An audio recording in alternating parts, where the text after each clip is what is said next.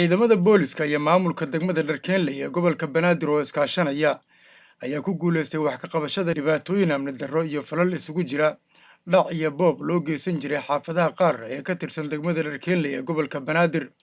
Shacabka degmada ayaa soo gudbiyay cabashada rag hubaysan oo qaarkood ay wataan midiyo iyo faasas kuwaas oo dhac u geysan jiray xaafadaha iyo guryaha shacabku degan yihiin, taasi oo keentay in ciidanka booliska iyo maamulka degmadu ay bilaabaan howlgallo baaritaan ah oo looga hortagayo shakhsiyaadkaasi. Gudoomiyaha maamulka degmada Dharkenley ee gobolka Banaadir Abuukar Axmed Cadow oo la hadlay warbaahinta qaranka ayaa ka warbixiyay howlgalka lagu soo qabtay dhalinyaradaasi. waxaa kaloo jiro qolooyin ayaguna tuugo ah oo habeenkii tooriyo dadka nugul ku dhaco ayaguna waxay ka mid yihiin dhibaatooyinka jiro, laakiin ayagana runtii shaqo badan laga qabtay.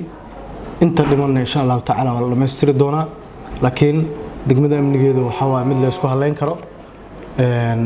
wada kasta oo kamid ah degmada Dharkenley ciidan boolis ah jooga oo ka shaqeeyo, waan u mahadcelinaynaa ciidanka booliska Dharkenley shaqada wanaagsan ay hayaan.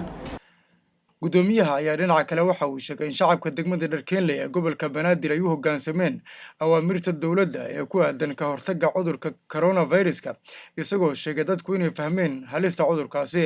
runtii degmada si wanaagsan looga fuliyay shaqada muddo dheer socotay ilaa 22 maalmood oo wacyigelin ah wadnay oo ay ka qayb qaadanayeen dhalinyarada degmada, bahda culimada, waxbarashada ayu nooc ayaa ka qayb qaadanayeen wacyigelintaas.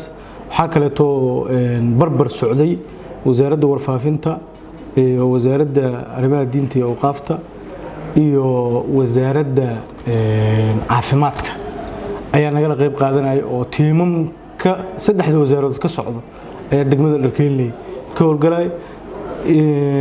sidoo kale tan dhamaan gobolka Banaadir degmooyinka ku yaala sidaas ugu qayb galayeen, laakiin runtii annaga tiimam wanaagsan nala soo diray oo hormuud ka noqday wacyigelinta. marka wacyigelintaasu waxay suuro gelisay in badan dadku inay fahmaan waxa qaabka looga hortagi karo cudurka, maadaama cudurkan uu yahay cudur aan daawo lahayn oo u baahan in laga hortago. maamulka degmada Dharkenley ee gobolka Banaadir ayaa waxa uu bilaabay dadaalo looga hortagayo falalka amni darri, iyadoo uu sheegay in shacabku uga mahadcelinayaan kaalinta wanaagsan oo ay ka qaataan xaqiijinta ammaanka degmadaasi. maamulka iyo shacabka degmada Dharkenley oo iskaashaday ayaa ku guuleystay wax ka beddelka falal amni darri oo soo noqnoqday, kuwaasi oo waayihii dambe ka taagnaa dhowr xaafadood oo ka mid ah degmadaasi kadib markii gacanta lagu soo dhigay qaar ka mid ah dhalinyaro hubaysan oo dhac u geysata dukaamada iyo xaafadaha qaar ee degmadaasi. maxamed daahir degane, warbaahinta qaranka, magaalada Muqdisho.